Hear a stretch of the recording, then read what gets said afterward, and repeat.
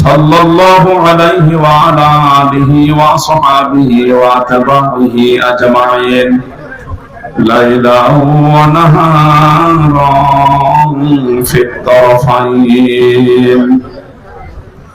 قد قال الله تعالى في كلامه المجيد وبرهانه التوحيد. أعوذ بالله من الشيطان الرجيم. بسم الله الرحمن الرحيم. ألم نشرح لك صدرك ووضعنا عنك وزرك الذي أنقض ظهرك ورفعنا لك ذكرك فإن مع العسر يسرا إن مع العسر يسرا فإذا فرغت فانصب وإلى ربك فارغب. صدقت يا ربنا. بسم الله الرحمن الرحيم. إذا جاء نصر الله والفتح ورأيت الناس يدخلون في دين الله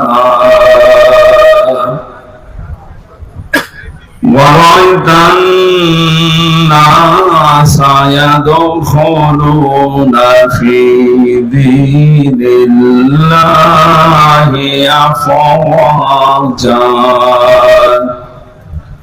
فسبح بحمد ربك واستغفر إنه كان توابا. اللهم صل على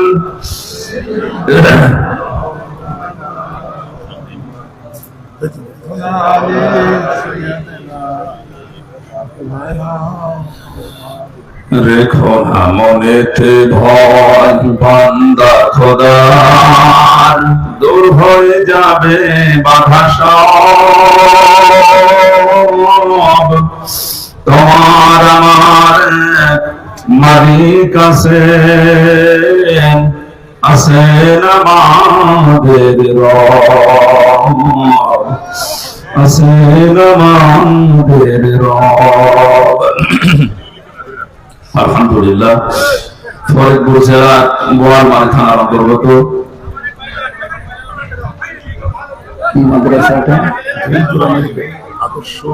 ধোলজোড়া মালিখানি বাইতুল জান্নাত ইসলামিয়া মাদ্রাসার উদ্যোগে আল্লাহ কোরআনের তাফসীর মাহফিলের স্বনামধন্য সভাপতি। এখানে একটা কথা বলেন, এখান থেকে যান যান ওই জায়গায় বসেন।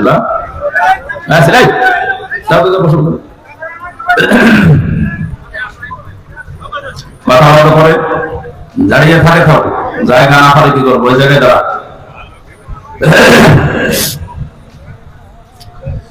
মাহফিলের এতক্ষণ পর্যন্ত যারা আলোচনা রাখলেন, কুষ্টিয়া থেকে আগত ইসলামিক চিন্তাবিদ, শিক্ষাবিদ, শ্রোতাবাদুর ব্যক্তিত্ব আলহাজ হাফেজ মাওলানা জুলফিকার আলী কুমার খান, আতাল্লাহু উমরাহু ওয়া বারাকাল্লাহু ফি হায়াতি, বলেন আমিন। আলোচনা রেখেছেন আপনাদের ফরিদপুরের সন্তান যারা মাওলানা ফজলুর রহমান। এই মাহফিলটার মাধ্যমে নিয়েছি আপনাদের এই গ্রামের কৃতি সন্তান ইসলামিক চিন্তাবিদ যারা মাওলানা নজরুল ইসলাম। মঞ্চে বসা মাওলানা ইকরাম, সামনে বসা মুসলমান ভাইরা, পর্দার আড়ালের সম্মানিত মা এবং বোনেরা, প্রশাসনের ভাইরা, প্রাণ প্রিয় ফরিদপুরবাসী, স্বাধীন দেশে এখন কথা বলছি, আলহামদুলিল্লাহ।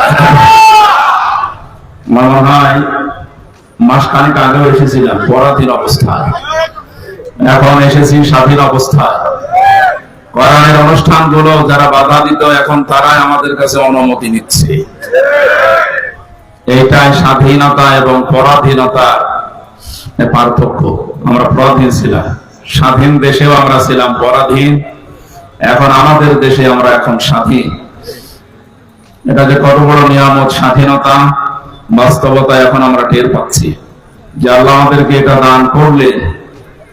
কোরআনে আল্লাহ জানিয়েছেন যে তেলাওয়াত হচ্ছিল, ওয়ালা সাউফা ইউতিকা রাব্বুকা ফাতারদা, হে নবী অতি শীঘ্র আপনাকে আমি এমন কিছু দেব যাতে আপনি খুশি না হয়ে পারবেন না। আমার মনে হয় আয়াতটা এখন বাংলাদেশের এই 2024 সালের জন্যই নাযিল হয়েছে। আমরা এত বেশি খুশি হয়ে গেছি এই জুলুম নির্যাতনের পরে যে ওয়ালা সাউফা, দুইটা তাকিদ দিয়েছেন, লাম একটা, সাউফা একটা। অবশ্যই অবশ্যই অতি শীঘ্র ইউতিকা, হে নবী আপনাকে আমি দান করব, দেব। রব্বুকা ফাতারদা, আপনার রব আপনাকে এমন কিছু দেবেন যে আপনি খুশি হয়ে যাবেন। 1500 বছর আগে বিশ্ব নবী যেমন খুশি হয়েছিলেন মক্কা বিজয় হওয়ার পর, আমার তো মনে হচ্ছে সারা বাংলাদেশের বিভিন্ন জায়গায় ঘোরাফেরার পরে 5 তারিখের পর থেকে আমরা ঠিক ওই রকম খুশি হয়েছি। খুশি হলে মানুষ কি করবে আল্লাহ জানিস। মানুষের ঘর বাড়ি ভাঙা না, মানুষের সম্পদ আত্মসাৎ করা না, জুলুম অত্যাচার বাড়িয়ে দেওয়া না, কি করবে আল্লাহ বিজয় পেলে খুশি হলে? কোরআনে কারিমে আল্লাহ জানিয়েছেন। আমরা কোরআনে থেকে ওই বিষয়গুলো সামনে নিয়ে আসবো ইনশাআল্লাহ। যে আল্লাহ আমাদেরকে এখনো পর্যন্ত সুস্থ রেখে কোরআন শোনার জন্য এই ময়দানে নিয়ে আসলেন। হাজারো মানুষ এলাকায় আছে, সবাইকে আল্লাহ নিয়ে আসেন। এটা আমাদের নিজেদের ক্রেডিট নয়, আল্লাহর দয়া। আল্লাহ যাকে ভালোবাসেন, মাইয়ুরিদিল্লাহু খায়রা ইউফাক্কিহু ফিদ্দীন, নবীজি জানিয়েছেন আল্লাহ যার কল্যাণ কামনা করেন তাকে দ্বীনের জ্ঞান দান করেন। এখানে এসেছি দ্বীনের জ্ঞান অর্জন করার জন্য, নাকি অন্য উদ্দেশ্য আছে আমাদের? না। জায়গাটা ভেজা, বিভিন্ন জায়গায় বৃষ্টির পানি এখনো জমে আছে, কাদা, অনেকে বসতে পারছে না ঠান্ডার কারণে দাঁড়িয়ে আছে। তারপরও কোরআন শোনার জন্য যে আশা আমরা দেখাচ্ছি, যে আকাঙ্ক্ষা, আল্লাহ যেন এটা কবুল করে ওমরের মতো বানিয়ে দেন। এ কোরআনে কারীম হযরত ওমরকে যদি জিরো থেকে হিরো বানাতে পারে, আমরা তো এমনিই হিরো, নাকি? বলছে ঠিক। আমরা যে হিরো, হিরো থাকলে হবে না, আরো উপরে ওঠা লাগবে।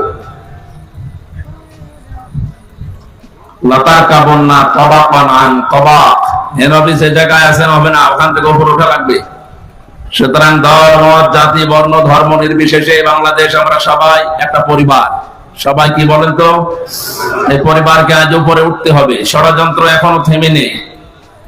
বিভিন্ন কায়দা কৌশলের চেষ্টায় ছিল জালেমেরা, কিন্তু পারে নাই, এখনো পর্যন্ত চালিয়ে যাচ্ছে। আজকে একটা ভিডিও দেখলাম, অনেক হিন্দুরা পর্যন্ত বলছে মন্দিরে যে হামলা হয় আমরা জানি না, অথচ ভারতের টিভিতে প্রচার হয়। সেই দিন আর একটা দেখেছিলাম, জিজ্ঞাসা করছে যে আমার ভাই, আমার বোন, আমার এক আত্মীয় 40 বছরের সাজানো সংসার, সে হিন্দু হওয়ার কারণে এই 5 তারিখের পরে সব হারিয়ে ফেলিস। সাংবাদিক বলছে কোথায়? যে মেহেরপুরে। কোথায়? পরে জানাবো। যাই একটু চাপ দিয়ে বলেছে বলেন তো দেখি সত্যি করে, তখন তেড়ে যাচ্ছে মারার জন্য। তারা এই মানুষগুলো এই দেশের না, এরা এই মেহেরপুরের এই পাশে এই বর্ডার পার হয়ে এসে দেশের মানুষকে কালার করতে মিডিয়ার সামনে দেখাতে চাচ্ছে যে দেশে সংখ্যালঘু নির্যাতন হচ্ছে।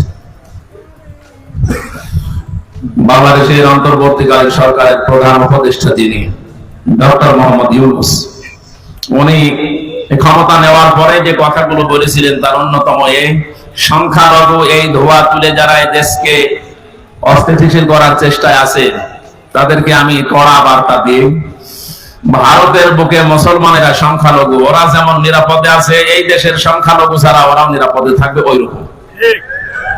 আপনি সহ্য করতে পারবেন? মসজিদ ভেঙে দিয়ে মন্দির বানানো হচ্ছে, এই বাংলাদেশে এরকম ইতিহাস নেই। আছে কিন্তু প্রতিবেশী রাষ্ট্রে আছে। নামাজ পড়তে দাঁড়িয়েছে, নামাজের ভেতরে পেছন দিক থেকে লাঠি মারছে, এটাও দেখলাম। এদেশে পূজা করছে, পূজারত অবস্থায় কাউকে মেরে ফেলেছে, লাঠি দিচ্ছে, আমরা এটা দেখতে তো পাইনি, কোনোদিন শুনিও নি। যেন আপনারা যা করছেন নিজের দিকে তাকিয়ে হয় না, যে মানুষগুলো অত্যাচার জুলুম নির্যাতন করেছিল আপনি অতটুকু তাদের উপর করতে পারেন। এই 17 বছর যা করেছেন আপনি যে বিবেককে জিজ্ঞাসা করেন, যদি অতটুকু করি আপনি টিকে থাকতে পারবেন? 15 বছর যে জুলুম নির্যাতন সহ্য করলাম আমরা, পুলিশ ছাড়া মাত্র একদিনও আপনি টিকতে পারেননি। একটা মানুষের জিকির যে পরিমাণ হয়েছিল, আমার মনে হয় আল্লাহর জিকির যদি আমরা ওই পরিমাণ করতে পারতাম, আমরা আল্লাহ বলি হয়েছিলাম। একটা মানুষ মারা গেছে, সে যেভাবে মারা যায়, তার জন্য এত আলোচনা হয়। তাদের আলোচনা হলে মানুষের অন্তরে তৃপ্তি লাগে। কাদের? আল্লাযীনা আমানু তাতমাইন্নু কুলুবুহুম বিযিকরিল্লাহ, আলা বিযিকরিল্লাহি তাতমাইন্নুল কুলুব। আল্লাহ বলেন ঈমান যাদের আছে তাদের সামনে আল্লাহর নাম উচ্চারণ হলে, আল্লাহর জিকির করলে মনে শান্তি আসে। আর আমরা দেখি যে পুরা উল্টা, আল্লাহ বাদ দিয়ে মানুষের জিকির করলে মানুষের অন্তরে শান্তি আসে। কি মানুষ আছে? আর আয়াতের প্রথম শব্দ ছিল আল্লাযীনা আমানু, যারা ঈমান আনে, তাতমাইন্নু কুলুবুহুম বিযিকরিল্লাহ, তাদের কলব প্রশান্তি লাভ করে, ঠান্ডা হয়ে যায়, শীতল হয়, শান্তি পায় তখন যখন তাদের সামনে আল্লাহর জিকির হয়। তারা যখন আল্লাহর জিকির করে তাদের অন্তর প্রশান্তি লাভ করে। আল্লাহর জিকিরের বাইরে ঈমানদারের জীবনে শান্তি আর আছে? নেই। কিন্তু পুরাটা উল্টা দেখলাম, তার মানে তাদের ঈমান নেই। কথা বলেন না কেন? কোন ঈমানদার যদি মারা না যায়, বেঈমান মারা যায়, তার জানাজা পড়া জায়েজ আছে? এই কথাটা মনে হয় শক্ত হয়ে গেল। কথার অর্থ বোঝার চেষ্টা করেন। কোন বেঈমান মারা গেলে তার জানাজা দেওয়া, কবরে দেওয়া জায়েজ আছে? না। অনেকে মুখ খুলছে না, একে বিশ্বাস করে না, নাকি কি বলেন? কোরআনে কারিমে আল্লাহ পাক জানিয়েছেন, ওয়ালা তুসাল্লি আলা আহাদিম মিনহুম মাতা আবাদা ওয়ালা তাকুম আলা কবরি ইন্নাহুম কাফারু বিল্লাহি ওয়া রাসূলিহি ওয়া মাতু ওয়া হুম ফাসিকুন। সূরা তাওবা 10 নম্বর পারা 19 নম্বর পৃষ্ঠার 12 নম্বর লাইনের 84 নম্বর আয়াতে আছে। আমি যত তাফসীর ঘাটাঘাটি করেছি প্রত্যেকটি মুফাসসির আয়াতের ব্যাপারে একমত। হযরতে আব্দুল্লাহ ইবনে মাসউদ, আব্দুল্লাহ ইবনে আব্বাস রাদিয়াল্লাহু তাআলা আনহুমা, দুইজন এত বড় বড় রাইসুল মুফাসসিরিন বলা হয় যাদেরকে, তারা পর্যন্ত আয়াতের ব্যাখ্যা এভাবে লিখেছেন। আল্লাহ পাক বলেন, হে নবী, ওই মানুষগুলোর কবরের পাশে দাঁড়ানো দূরের কথা, জানাজার নামাজ দূরের কথা, ওর কবরের পাশেও আপনি দাঁড়াবেন না। ওয়ালা তুসাল্লি আলা আহাদিম মিনহুম, যদিও আয়াতটা নাযিল হয়েছিল আব্দুল্লাহ ইবনে উবাইয়ের ক্ষেত্রে, আল্লাহ এখানে হুম দিয়ে ঝামেলায় ফেলে দিয়েছেন আমাদের অনেককেই। আল্লাহ যদি সরাসরি তার নামটা উচ্চারণ করতেন তাহলে আয়াতের ভেতরে আমরা থাকতাম না। ওয়ালা তুসাল্লি আলা আহাদিম মিনহুম, এই যে হুম, এটা বহুবচন, এটা জমির। রব্বুল আলামিন জানিয়েছেন, হে নবী, এই মানুষের কবরের পাশে দাঁড়ানো আপনার জন্য নিষেধ, তাদের জন্য দোয়া করা পর্যন্ত নিষেধ। শুধু আব্দুল্লাহ ইবনে উবাই না, কিয়ামত পর্যন্ত এর চরিত্র যারা অর্জন করবে তাদের জন্যও জানাজার নামাজ, তাদের জন্যও কবরে দেওয়া, কবরের পাশে দাঁড়ানো আপনার জন্য কিয়ামত পর্যন্ত আপনার উম্মতের জন্যও জায়েজ নেই। জেলখানায় 3টা বছর ছিলাম আমি। মাওলানা মামুনুল হক হাফিজাহুল্লাহ পাশের রুমে ছিলেন উনি। সকাল 9টার পরে আমাদেরকে যখন ছেড়ে দিত, ওই যে বারান্দায় শুধু সারাদিন ওনার সাথে বসে কোরআন হাদিসের কথাগুলো বলা বলি করতাম। আমার মনে হয় প্রতিদিন উনি আমাকে এই নসিহতটা করতেন, হামজা, বাইরে যদি কোনোদিন যেতে পারি, কোনোদিন কোন কাফের মুশরিক বেঈমানের জানাজা পড়াবো না, কবরে যাব না। কয়েকদিন প্রশ্ন করেছিলাম যে ভাই, আপনি এই বিষয়টা নিয়ে এত কঠিন, এত সিরিয়াস হয়ে যাচ্ছেন। বলে, দেখো, এই বিষয়টা সুন্নত, নফল, মুস্তাহাব, মুবানা, এটা একটা হারাম কাজ। কোন বেঈমানের জানাজার নামাজে যাওয়া, সাক্ষী দেওয়া, তাকে কবরে দেওয়া, এটা হারাম কাজ। কি কাজ? সূরা তাওবার 84 নম্বর আয়াত। এবং এই যে আলেমের যে বক্তব্য এতক্ষণ শুনলেন, ওনার এই কথা অনুযায়ী এদেশে এখন অনেকে জানাজার নামাজের অনুপযুক্ত। যে মানুষগুলো এই জুলুমের বিরুদ্ধে জীবন দিয়েছে, যে যুবকেরা, মানে আজকে একটা ভিডিও দেখলাম, এক আলেম নামে কলঙ্ক, আহলে হাদিসের নাম নিয়েছে। এটা আহলে হাদিসের লোক না, এটা জালেম একটা। কি রফিকুল ইসলাম বিন কি জানো, হিমার ইবনে হিমার, হিমার ইবনে হিমার, এইরকম নাম ওদের। এই লোকটা বক্তব্য দিচ্ছে আবু সাইদ নামে, এনাকে আত্মহত্যা করেছে, এ শহীদ হয়নি। কি করে মরলে শহীদ হবে আপনি বলেন তো দেখি? বিশ্বনবী জানিয়েছেন দেওয়াল চাপা পড়ে মরলে সে শহীদের মর্যাদা পায়, পানিতে ডুবে মরলে শহীদের মর্যাদা পায়, পাহাড় থেকে পড়ে মরে গেলে শহীদের মর্যাদা পায়, অ্যাক্সিডেন্টে মরে গেলে শহীদের মর্যাদা পায়, আগুনে পুড়ে পড়লে শহীদের মর্যাদা পায়। আর জালেমের জুলুমের সামনে নিজের বুক পেতে জীবন দিয়ে চলে গেল দুনিয়া থেকে, তাকে আপনি শহীদ বলতেও রাজি না। আপনাকে আর একবার মরে দেখানো লাগবে যে এই যে আমি শহীদ হলাম। এটা কি ইয়ার্কি মারা জিনিস? আপনি যদি সত্যি এ কথা এরকম সেন্সে বলে থাকেন, আপনার ঈমান নষ্ট হয়ে গেছে। কারণ শহীদ এ শব্দটা অনেক দামি শব্দ। খুব ভালো করে খেয়াল করবেন, আলেম যারা আছেন তাদেরকে বলছি, খুব ভালো করে খেয়াল করবেন। ঠাট্টা বিদ্রুপ করার জিনিস না। শহীদ এ শব্দটা আন্দাজে যাত্রার নামে লাগানো হবে না। ব্রাহ্মণবাড়িয়ায় আসার সময় দেখেছি একবার যে লেখা আছে কবরের পাশে, শহীদ ধীরেন্দ্রনাথ চন্দ্র। বলেন তো, এক নাম শুনেই বোঝা যাচ্ছে যে কয় নাম্বার শহীদ। হয়তো চান্দার টাকা ভাগাভাগি করতে যে মরে গেছে শহীদ।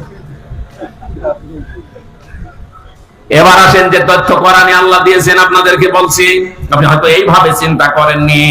দেখেন তো আমার এই থিওরিটা মেলে কিনা। সূরা বাকারার ভেতরে আল্লাহ জানিয়েছেন, ওয়ালা তাকুলু লিমান ইউকতালু ফি সাবিলিল্লাহি আমওয়াত বাল আহইয়াউ ওয়ালাকিন লা তাশউরুন। খুব খেয়াল করে শুনেন। মানুষ কথা বলে যেহেতু মুখ দিয়ে, এজন্য আল্লাহ মুখের উপরে নোটিশ জারি করে দিয়েছেন, হে পৃথিবীর মানুষেরা, এটা বহু বচন, ওয়ালা তাকুলু, কেউ বলবা না। কে বলছে? কেউ বলবা না এই কথা। যে মানুষগুলো আমি আল্লাহর রাস্তায় শহীদ হয়েছে, জীবন দিয়েছে, এদেরকে মৃত বলবা না যে এমনি এরা মরে গেছে না। বাল আহয়াউন, বরং এরা জীবিত। ওয়ালাকিন লা তাশউরুন, কিন্তু তোমরা এটা টের পাও না। তাহলে মুখ দিয়ে কেউ কোনোদিন শহীদদের ব্যাপারে উল্টাপাল্টা কথা বলবেন না। ৭১ সালে এদের স্বাধীন করার জন্য যারা জীবন দিল, তাদেরকে যদি শহীদ বলতে পারেন, ২৪ সালে জালেমদের মোকাবেলা করার জন্য নিজের জীবনটা যারা দিয়ে দিল, তাদেরকে শহীদ বলতে আপনার অসুবিধা কোন জায়গায়? আপনি মানে একটা কথা খণ্ডন করেন তো যে না, এটা মিলছে না। আল্লাহ মুখের উপরে প্রথমে নোটিশ দিয়েছেন, ১৪৪ ধারা জারি, মুখের উপরে মুখ দিয়ে বলবি না, কেউ বলবে না যে আমি আল্লাহর জন্য যারা জীবন দিয়েছে এরা শহীদ হয়নি রে, এমনি মারা গেছে, এদেরকে মৃত বলা যাবে না। কেন মৃত বলা যাবে না? কারণ এরা জীবিত। জীবিত কেমন করে? সূরা আলে ইমরান ৪ নম্বর পড়ার ১১ নম্বর পৃষ্ঠা ৯ নম্বর লাইনে আছে, মানুষের মুখ দিয়ে কথা বলার পরে আর একটা ধারণা করার জায়গা আছে মানুষের, সেটার নাম অন্তর। ধারণা করে কি দিয়ে? বলেন বলেন। মানুষের অন্তরে যেন ধারণা না আসে, আল্লাহ এই জন্য অন্তরের উপর নোটিশ দিয়েছেন, ওয়ালা তাহসাবান্নাল্লাযীনা কুতিলু ফি সাবিলিল্লাহি আমওয়াতা বাল আহইয়াউন ইনদা রাব্বিহিম ইয়ারযাকুন। আল্লাহ পাক বলেন, হে পৃথিবীর মানুষেরা, কেউ কোনদিন ধারণাও করবা না অন্তর দিয়ে যে আমি আল্লাহর জন্য যারা শহীদ হয়েছে এদের মরে গেছে, নাই বলবা না, বলা তো যাবে না, ধারণাও করা যাবে না। কেন? বরং তারা জীবিত, এবং তারা তাদের রবের কাছে রিজিক পাচ্ছে। আমি প্রশ্ন করি আপনাদেরকে, মানুষ ঘুমিয়ে থাকলে খাওয়া লাগে? কথা বলেন না কেন? জীবিত থাকলে, জেগে থাকলে খাওয়া লাগে। সুতরাং যারা শহীদ হয় এরা ঘুমায় না, এই মানুষগুলো মারাও যায় না, এরা একটা জায়গা থেকে আরেক জায়গায় স্থানান্তরিত হয়, জায়গা পরিবর্তন করে আরেক জায়গায় চলে গেছে। এই মানুষগুলো জীবিত আছে, জিন্দা আছে, এবং শুধু জীবিত না, আল্লাহ নিজে তাদেরকে খাওয়াচ্ছে। শহীদ আল্লামা দেলাওয়ার হোসাইন সাইদি রহমাতুল্লাহ আলাইহি, কেউ যদি বলেন মারা গেছে, না, উনি মারা যায়নি, ওনাকে মেরে ফেলা হয়েছে।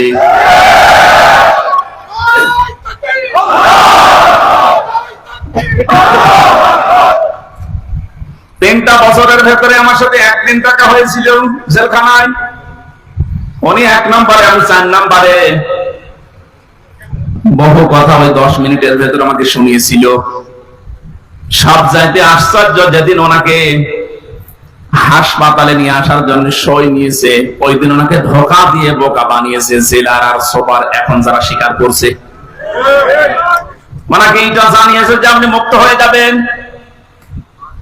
এদেশের নির্বাহী আদেশে যিনি দায়িত্বে আছেন, ওই সময় ছিলেন, তিনি নির্বাহী আদেশ দিয়ে আপনাকে মুক্ত করে দেবে, আপনি মুক্ত বাতাসে আবার কোরআনের কথা বলতে পারবেন। এ কথা বলার পর সই নিয়ে ওখান থেকে বের করে প্রথমে গাজীপুরে নিয়ে যায়, ওই জায়গা থেকে নিয়ে যায় মেডিকেলে। ওখানে যাবার পর গাড়ি থেকে নামার সময় যে হাসিটা দেখেছিলেন আপনারা, আমরা তো জানি না, পরের দিন শুনলাম মারা গেছে। এখন ভিডিওতে দেখতে পাচ্ছি যে হাসিটা উনি দিয়েছিলেন, ওনার বিশ্বাস ছিল আমি আবার মুক্ত জীবনে কোরআনের কথা বলতে পারবো। কিন্তু ষড়যন্ত্র করে উপরের নির্দেশে, বিশেষ করে ডাক্তার নামে কলঙ্ক, আল্লাহর পরে মানুষ যদি কাউকে বিশ্বাস করে থাকে সেটার নাম ডাক্তার। আর এই কোরআনগার ডাক্তার মোস্তফা জামান, এখন আরো 2 জন আছে, এরা ভেতরে নিয়ে ইনজেকশন পুশ করে লোকটাকে দুনিয়া থেকে শহীদ করে দিল। অনেক যদি অসুস্থ হবে, আপনি বাস্তবতায় টের পান না। কোন মানুষকে ওইভাবে অসুস্থ অবস্থায় হাসতে কোনদিন আপনি দেখেছেন? সুতরাং উনি মারা গিয়েছে কখনো না, আমি বিশ্বাসও করি না, কোনদিন বলিও না। উনি শাহাদাতের মর্যাদা পেয়েছেন, কারণ সারা জীবন ওনার মোনাজাত ছিল আল্লাহুম্মা ইন্নী আসআলুকা শাহাদাতান ফি সাবিলিক। হে আল্লাহ, আমার সাধারণ ভাবে মরণ দিও না, মরণ দিলে তুমি শাহাদাতের মরণ দিও। বহু মানুষকে হাসপাতালে আমি এই জেলখানার গেট দিয়ে বের হয়ে যেতে দেখেছি, জেলের ভেতরেই হয়তো মারা গেছে, কিন্তু নিয়ে যে প্রচার করে যে উনি মারা গেছে চিকিৎসাধীন অবস্থায়, অথচ জেলের ভেতরে মরে যায় অনেকে। এই জন্য আমার প্রতিদিনের তাহাজ্জুদের নামাজের দোয়া এটাই ছিল, আল্লাহ তুমি আমাকে এইভাবে সাধারণ মরণ দিও না। আল্লাহুম্মা ইন্নী আসআলুকা শাহাদাতান ফি সাবিলিক ওয়াজআল মাউতি ফি বালাদি রাসূলিক। হযরত ওমর এই দোয়া করতেন। এই প্রথমটুকু আমি মাঝে মাঝেই বলেছি, আল্লাহ তুমি যদি মরণ আমাকে দাও তে শাহাদাতের মরণ দিও। কোরআনের পাখির সারা জীবনের মোনাজাত ছিল এইটা, আল্লাহ তুমি আমাকে শাহাদাতের মরণ দিও। এই জন্য উনি শাহাদতই পেয়েছেন। শাহাদত যারা বরণ করিয়েছে তাদের শাহাদত এখন বরণ করা লাগবে না, এরা তো আর শাহাদত পাবে না, কারণ জালেমদের ভাগ্যে আল্লাহ শাহাদতে শব্দ দেয়নি। আল্লাহু লা ইয়াহদিল কওমাস সালিমিন। আল্লাহ পাক বলেন জালেমদেরকে আমি আল্লাহ হেদায়েত দেই না, পথ দেখাই না। সুতরাং যারা জুলুম করে মানুষের জীবন নষ্ট করে দিয়েছেন, সে শাহাদাতের মরণ পেয়ে জান্নাতের পাখি হয়ে উড়ে বেড়াচ্ছে, তা আপনি কি করলেন? আপনি তো হেদায়েত থেকে চিরবঞ্চিত হয়ে গেলেন। যা ইশারায় যা করেছিলেন এখন তো সব উলটপালট হয়ে যাচ্ছে। আজকে সাবেক অবৈধ আইন মন্ত্রী আনিসুল হকের বক্তব্য, আমি যা করেছি এতদিন সব করেছি হাসিনার কথা মতো। খেলা সামলাইবার শুধু এ না, এদেশে যত মানুষ অত্যাচার জুলুম নির্যাতন চালিয়েছে প্রত্যেককে যদি রিমান্ডে আমার সাথে যা করেছে ওইটুকু করে, ও সব সত্য কথা বলবে। মাটির নিচে নিয়েছিল, মাটির নিচে নিয়ে চোখ বাঁধা কালো কাপড় দিয়ে, পেছনে হাত বাঁধা। পেছনে যদি এমনি হাত বাঁধে, হ্যান্ড কাপ, ওটা এমনিতে হাত কেটে যায়। পেছনে হাত দিয়ে যদি উপরের দিকে টান টান করে রাখে 11 ঘন্টা, আপনি বলেন সত্য বলেন আর মিথ্যা বলেন, যা বলবে বাবা সব ঠিক আছে। এই জন্য আমি এখন দাবি জানাই আমার মুখ দিয়ে যারা এরকম উল্টা পাল্টা কথা, আমি তো বলি নাই একটা 11 ঘন্টা দাঁড় করানোর পরও আমি বলি নাই, 10 দিন রিমান্ড আমি একটা কথাও না, আমি এগুলো করি নাই। আপনি আন্দাজে জোর করে বলাবেন।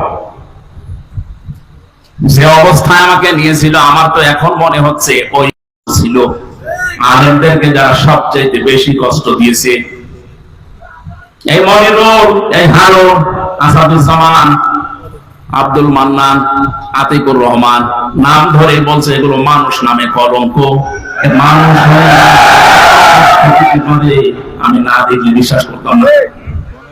10টা দিন গেছে আমার 10 বছরের মতো, ঘুম তো নেই, আন্দাজে কষ্ট। আপনি কেন দিলেন? নিজেরাই মাঝে মাঝে বলা করতে, হুজুর কিছু জানি না, আমরাও জানি। টিপ্পনি কাটতো, একে অন্যের সাথে হাসি তামাশা করতো, আমার নামাজ পর্যন্ত 4 ওয়াক্ত পড়তেই দেয়নি, যোহর আসর মাগরিব আমি ইশারা করেছি, কারণ আমি জানি না এখন দিন না রাত। এখনো পর্যন্ত জালেমদের পক্ষে যারা ছাপাই গেছেন যে আমাদের কি দোষ আপনি দিতে পারছেন না। কোন দোষ যদি দেশের জালেমদের নাম থাকে, শুধুমাত্র আয়না ঘরের বিচার করলো আপনার ফাঁসি হবে। আপনি জানেন আয়না ঘর কি? ব্যারিস্টার আজমি, ব্যারিস্টার আরমান, আমান আজমি, আপনি কি জবাব দেবেন তার মা বাবার কাছে, তার স্ত্রীর কাছে, তার ওই ছোট ছোট বাচ্চাদের কাছে কি জবাব দেবেন বলতে পারেন? পারবেন না। এরপরও আপনি মাইকে, এরপরও লাইভ করছেন যে আমার কি অপরাধ, আমি দেশ ত্যাগ করলাম, আমি তো এখনো খুঁজে পাই না। খুঁজে পাচ্ছেন না। কোন দোষ যদি আপনার নাও থাকে, সবচাইতে বড় দোষে তাকে আয়না ঘর বানিয়েছে। এটার চাইতে মারাত্মক পৃথিবীতে কোন জুলুম আছে বলে আমি জানি না। একটা জীবিত মানুষকে এদিকে 1.5 হাত, এদিকে 1.5 হাত, ওর মাঝখানে পায়খানা। আমি যেখানে থাকতাম এর মাথার কাছে পায়খানা, এতটুকু জায়গায় 24 ঘন্টা। আর খাবার যা দেয় মনে হচ্ছে 2-3 দিন আগের খাবার, পচা খাবার। খেলে খান, তার এক বাটির ভেতরে 4-5টা তরকারি দিয়ে দেয়, আবার ডাল দিয়ে দেয়, খাই খান, না খান না খান। আপনি মরে যান, ওদের কোনো অসুবিধা নেই, কারণ কেউ জানে না তো পৃথিবীতে আছে কিনা। এমন জায়গায় এমন ভয়ঙ্কর, এমনিতেই মানুষ হাঁটতে করে মরে যাবে। এই জন্য যারা তত্ত্ববটন জড়িত এই জুলুমের সাথে, ওদের কোনো শাস্তি দেওয়ার দরকার নেই, শুধু এই ঘরের ভেতরে 10 দিন একটু আটকিয়ে রাখে। আমাদের তাও সেনায় তো কোরআন ছিল, আমি কোরআন পড়তে পারতাম, শয়তানের তো কোরআন, ওই এমনি টেনশন মরে যাবে। এখনো টের পাচ্ছে না যে আমি কি করেছি, এত আমার উপর জনগণ এত খেপলো, আপনি টের পাচ্ছেন না। জালেমরা জাহান্নামে যাবে, তার 1 নাম্বার কারণ এরা আল্লাহর মামলার আসামি। এটা আমি বানালাম, হ্যাঁ? সূরা শুরার 42 নাম্বার আয়াতে আল্লাহ জানিয়ে দিয়েছেন, ইন্নামাস সাবিলু আলাল্লাযীনা ইয়াজলিমুনান নাস। অবশ্যই আমি আল্লাহ মামলা দেব তাদের বিরুদ্ধে যারা মানুষ হয়ে মানুষের উপরে জুলুম করছে। সুতরাং 15-17 বছর যারা জুলুম করেছেন, আপনি হামজার মামলার আসামি না হলেও আপনি আল্লাহর মামলার আসামি। সাধারণ মানুষ মামলা দিয়েছে দরবেশ বাবার নামে, আনিসুল হকের নামে সাধারণ মানুষ মামলা দিয়েছে, এক গরিব মানুষ। তারপরেও ওই বাংলাদেশে হাজার হাজার লক্ষ উকিল থাকার পরেও এই লোকটার পক্ষে কোনো উকিল এখনো দাঁড়ায়নি। আপনি তো সাধারণ মানুষের মামলার আসামি না, আপনি সরাসরি আল্লাহর মামলার আসামি। এজন্য আমাদের সাবধান হওয়া দরকার, এখান থেকে শিক্ষা নিতে হবে। আমরা যেন আবার আল্লাহর মামলার আসামি হয়ে না যাই। এদের জন্য হেদায়েত কামনা করলে হেদায়েত হবে না, কারণ কোরআন নিষেধ করেছে, আল্লাহু লা ইয়াহদিল কওমাজ জালিমিন। ইয়াহদি এটা মুজারে, বর্তমান ভবিষ্যৎ, প্রেজেন্ট ফিউচার। জালেমদেরকে আল্লাহ হেদায়েত দিচ্ছে না, দেবেও না। এখন যদি আল্লাহ জালেমদের হেদায়েত দেয়, তার কোরআন শরীফ মিথ্যা হয়ে যাবে না? এজন্য তো কপাল খারাপ, এর সাথে যারা জড়িত ছিল তাদের কপাল খারাপ।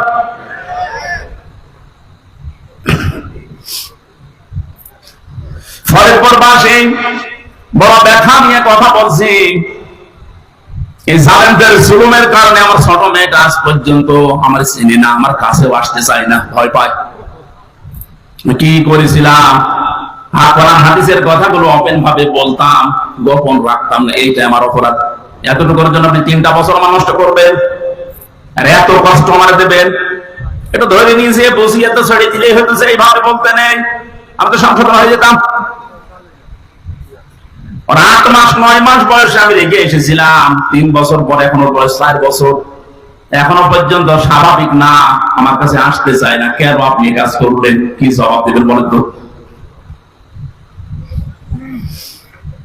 এই জন্য মাওলানা মামুনুল হক কথাটা বারবার আমাকে শোনাতেন, জালেমদের বেঈমানদের কোন জানাজা নেই, জানাজা মানে তাকে সাক্ষী দিয়ে আল্লাহর কাছে পৌঁছিয়ে দিতে ভালো ছিল, এই কথা বলা যাবে।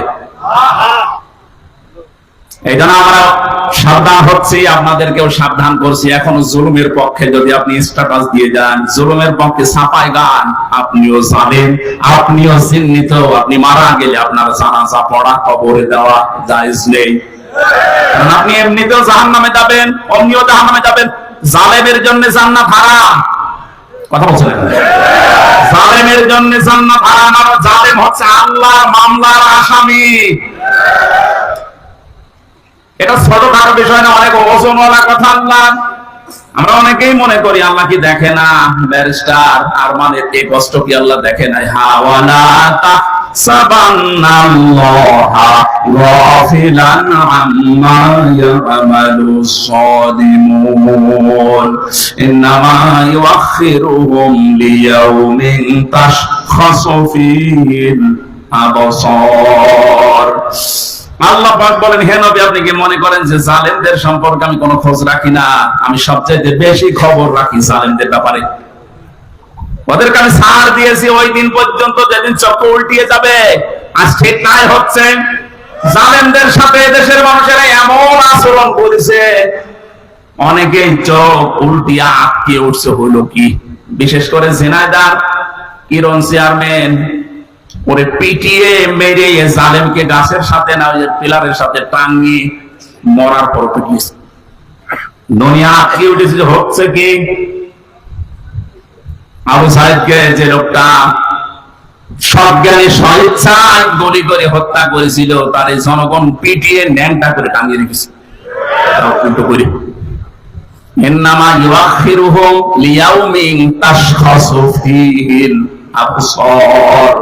আমার তো মনে হচ্ছে কোরআনের এই আয়াত এখন খাপের খাপ মমতাজের বাপ সব মিলিয়ে যাচ্ছে। জালেমদেরকে আমি আরেকটা স্মরণ করাচ্ছি, এখনো যারা জালেমদের পক্ষে কথা বলেন, যা জালেমদের পক্ষে যারা আছেন তারা সাবধান হন। কোন জালেম যদি টার্গেট নাই কোন জায়গায় পৌঁছাতে, আমার আল্লাহ বলেন ওকে আমি ছাড় দিতে দিতে এমন জায়গায় পৌঁছাই, ওই সফলতা পাওয়ার আগেই ওর তার আমি কেটে দেই। এটা তাফসীরে তাবারীর ভেতরে আছে, যদিও দুর্বল, তার জন্য শিক্ষার জন্য আমি বলছি। হযরত হুদ আলাইহিস সালাম দাওয়াতি কাজ করছিলেন, সবচেয়ে বেশি বাধা তাকে দিয়েছিল ওই জামানায় যে লোকটার নাম আমরা শুনি জান্নাত বানিয়েছিল, সাদ্দাত।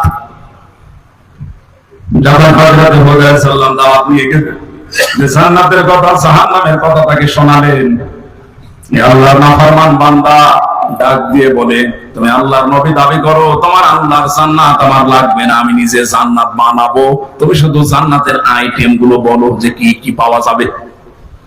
হযরত হুদ নবীর কাছে সব শুনলেন যে স্বর্ণের ইট হবে, রূপার ইট হবে, বিশাল সাম্রাজ্যবান, যেখানে যত স্বর্ণ পাওয়া যায়, রূপা পাওয়া যায়, সবগুলো পেয়াদাদেরকে দিয়ে জোগাড় করেছে এক জায়গায়।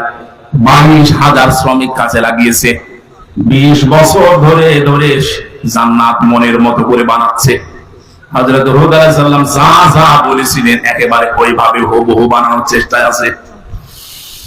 স্বর্ণের ইট তৈরি করার জন্য তো সোনা লাগবে, যেখানে যা পাওয়া যায় সব নিয়েছে।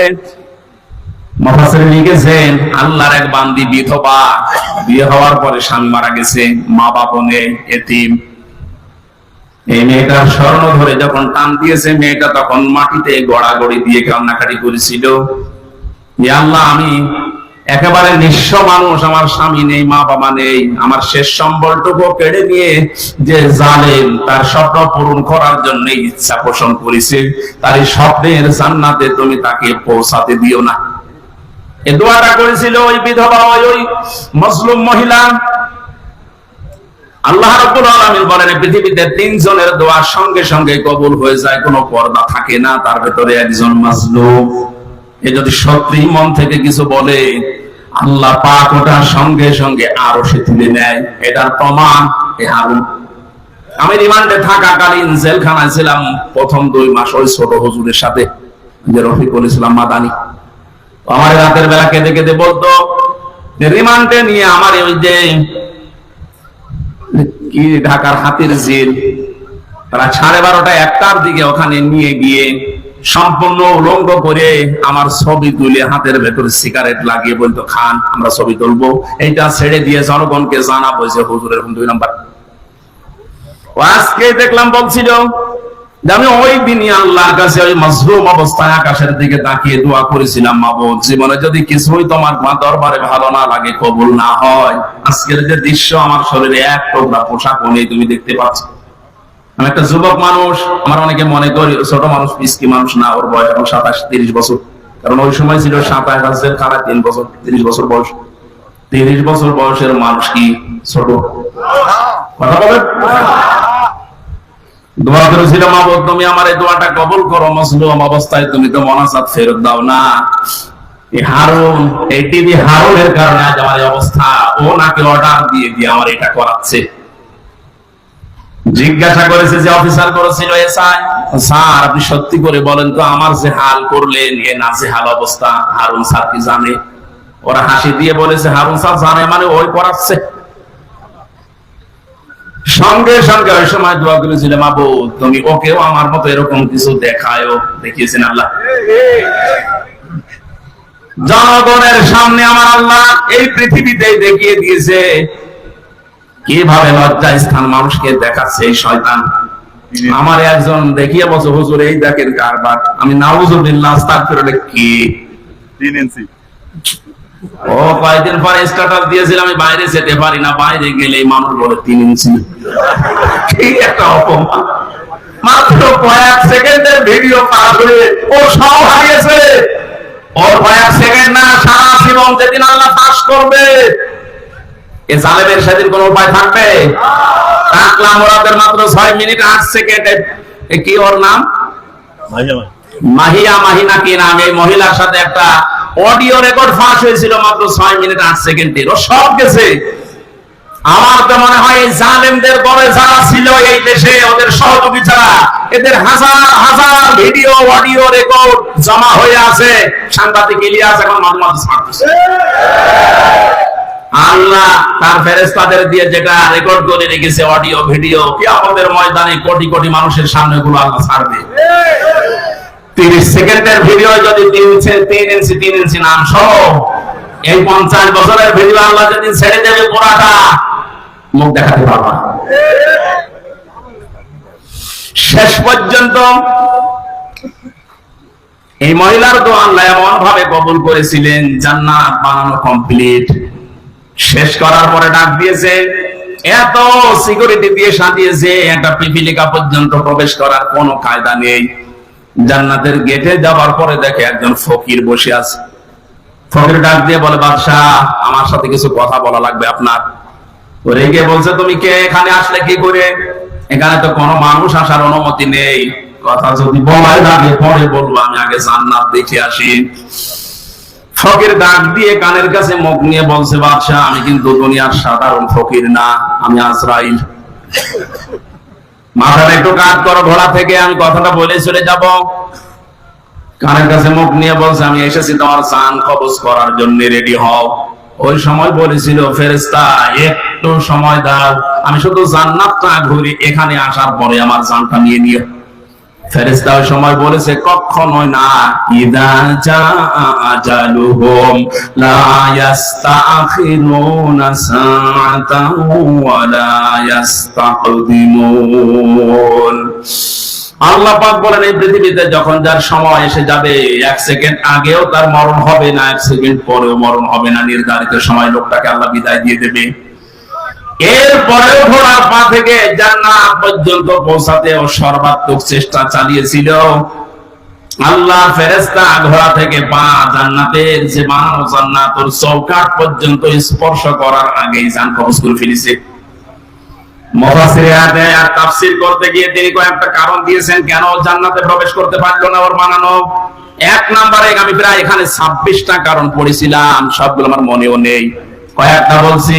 প্রথম নাম্বারে কারণ হচ্ছে ওই যে মজলুম মহিলা যার শেষ সম্বলটুকু কেড়ে জালেম তার রব্বুল আলামিন আমার শেষ সম্বলটুকু যে কেড়ে দিল, ওই জালেম যেন তার বানানো স্বপ্নে প্রবেশ করতে না পারে। আজও হাজার হাজার আবু সাইদ, মুগ্ধ, আবু রায়হান সহ কত মানুষের মার বাবা রাতের বেলা চোখের পানি ছেড়ে দিয়ে দোয়া করেছে, আল্লাহ আমার বুকটা যে খালি করে দিল তাকে তুমি এই জমিনে জায়গা দিও না। নবীজির কথা 108 সত্য কিনা বলেন তো? উনি যে বলেছিলেন মুসলিমের দোয়া আল্লাহ ফেরত দেয় না, আবু সাইদের মায়ের দোয়া আল্লাহ ফেরত দিয়েছে। বাংলার জমিনে আল্লাহ জায়গা দেয়নি, 1 ইঞ্চি জায়গা তার জন্য এখন আর বৈধ না। যত মামলা এখন শুরু হয়েছে এভাবে যদি চলতে থাকে 8-10 দিন, আশ্রয় যেখানে নিয়েছে যারা সুশীল সমাজ আছে দাবি করছে, ওরা বলছে ওই দেশেও তারে আর জায়গা দেবে না, ওখান থেকেও বিদায় দিতে বাধ্য হবে।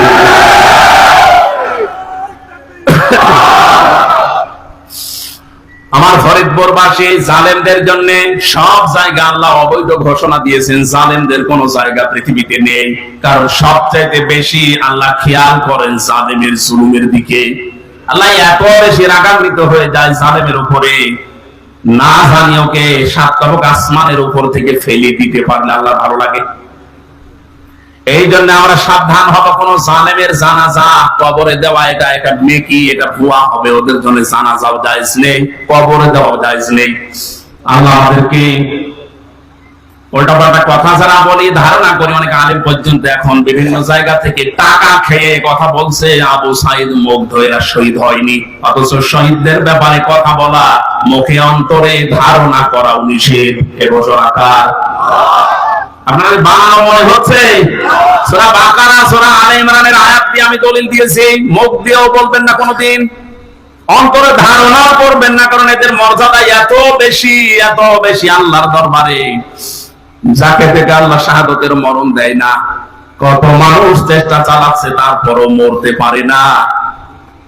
وَلِيَعْلَمَ اللَّهُ الَّذِينَ آمَنُوا وَيَتَّخِذَ مِنكُمْ شُهَدَاءَ وَاللَّهُ لَا يُحِبُّ الظَّالِمِينَ। সূরা আলে ইমরানের 140 নম্বর আয়াতের শেষের দিকে আছে, আল্লাহ রাব্বুল আলামিন বলেন, আমি যার জীবন যৌবন পছন্দ করি, ভালোবাসি, এই মানুষকে আমি আল্লাহ শাহাদাতের মরণ দিয়ে ধন্য করি। জোরে বলেন সুবহানাল্লাহ।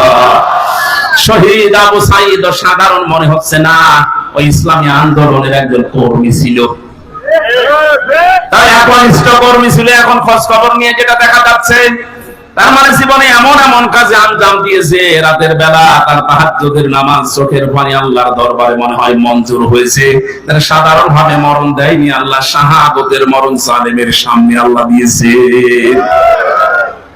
আয়াতের শেষের কথা ছিল আল্লাহু লা ইউহিব্বুজ জালিমিন, আল্লাহ জালেমদেরকে ভালোবাসেন না, বাসবেনও না। জোরে বলেন নাউজুবিল্লাহ। এজন্য আহ্বান জানাচ্ছি, হাতে পায়ে ধরে বলছি, এখনো যারা জালেমদের পক্ষে আছেন, সাফায় গান, নিজের পায়ে নিজে কোড়াল মারবেন না, ফিরে আসেন। জালেমদের কোন জায়গা কিয়ামত পর্যন্ত এই জমিনে আর হবে না। আল্লাহ আমাদেরকে জালেমদের বিষয়গুলো বোঝার তৌফিক দিন। দরুদ পড়ছি নবীজির উপরে সাল্লাল্লাহু আলাইহি ওয়াসাল্লাম। কোরআনে কারীম থেকে আমরা 2টা সূরা পড়েছি, সূরা আন-নাসর এবং সূরা আন-নাসর। আমরা তাফসীর আকারে কথা বলবো, যেহেতু এখানে লেখা আছে। আপনারা আছেন তো? বিষয় পেয়েছে অনেকেই, মনে করছে কি না কি হনরে হনুমান হয়ে যাচ্ছেন না, কি করা লাগবে কোরআন থেকে শুনে। জবান ছেড়ে কোরআনের আয়াতগুলো আগে একটু পড়েন। আউযু বিল্লাহি মিনাশ শাইতানির রাজীম। বিসমিল্লাহির রহমানির রহিম। ইযা জাআ নাসরুল্লাহি ওয়াল ফাত وَرَأَيْتَ النَّاسَ يَدْخُلُونَ فِي دِينِ اللَّهِ أَفْوَاجًا فَسَبِّحْ بِحَمْدِ رَبِّكَ وَاسْتَغْفِرْهُ إِنَّهُ كَانَ تَوَّابًا সাল্লাল্লাহু আলাইহি সূরা নসর। কি সূরা বলেন তো? কোরআনে 3 আয়াত বিশিষ্ট 3টা সূরা আছে, আসর, নসর আর কাউসার। আমরা অনেকে মনে করি সূরা কাউসারের 3 আয়াত আর বাকি আয়াতে না। 3টা সূরা 3 আয়াত বিশিষ্ট, আসর, নসর, কাউসার। তার ভিতরে একটা পড়েছি, এটা তেলাওয়াত শুদ্ধ অনেকের হয় না, নামাজে কিন্তু এই সূরাটা অনেকে পড়ে। নুন সোয়াদ র, নাসর মানে সাহায্য, আর নুন সিন র, নাসর মানে ঈগল পাখি। এটারে তেলাওয়াত যখন করবেন সোয়াদ উচ্চারণটা মকবুল করা লাগে। আল্লাহ পাক জানিয়েছেন ইযা জাআ নাসরুল্লাহি ওয়াল ফাত, যখন আসবে আল্লাহর সাহায্য, হে নবী আপনি তখন বিজয় দেখতে পাবেন। 15 বছর বহু মুসলিম দোয়া করেছে, জেলখানায় এখনো পর্যন্ত বহু মুসলিম পড়ে আছে। বিশেষ করে মাওলানা জসিমউদ্দিন রহমানী সহ হাজারো আলেম এখনো পর্যন্ত জেলখানায় আছে। এই জালেমের জুলুমে জীবনটা তাদের শেষ হয়ে গেছে। কোরআনের এই অনুষ্ঠান থেকে এই মাজলুমদের মুক্তির দাবি করছি, বলেন আমিন। মাজলুমের পক্ষে যেহেতু আমার আল্লাহ আছেন, ইব্রাহিম নবী মুসলিম থাকার কারণে যারা তার পক্ষে ছিল তাদেরই দাম আল্লাহ বাড়িয়ে দিয়েছিলেন। একটা ব্যাঙের প্রসাব পর্যন্ত আল্লাহ পাক বানিয়ে দিয়েছেন হযরত ইব্রাহিমের পক্ষে থাকার কারণে। আজ হাজার হাজার মুসলিম মানুষ, এই যে বিডিআর, আমি 900-র উপরে বিডিআর পেয়েছিলাম। আমার উপর তলায় যারা থাকতো অধিকাংশ বিডিআর মামলা, কিচ্ছু জানে না, 14 বছর জেল খাটতেছে। বিশেষ করে মুন্সিগঞ্জের কয়েকজন আর পঞ্চগড়ের এক মুরব্বী, এত ভালো মানুষ আমার জীবনে জেলখানায় আমি পাইনি। ওরা কোরআন শরীফ মাথায় নিয়ে, হাতে নিয়ে, বুকে নিয়ে বলতো, হুজুর আমি কিচ্ছু জানি না, আর 1 বছর পরে রিটায়ার্ড হয়ে যাব, শান্তিতে আছি। কি জানো কি হয়ে গেল আমার, এই যে বেকার হয়ে 14 বছর আটকে দিয়েছি।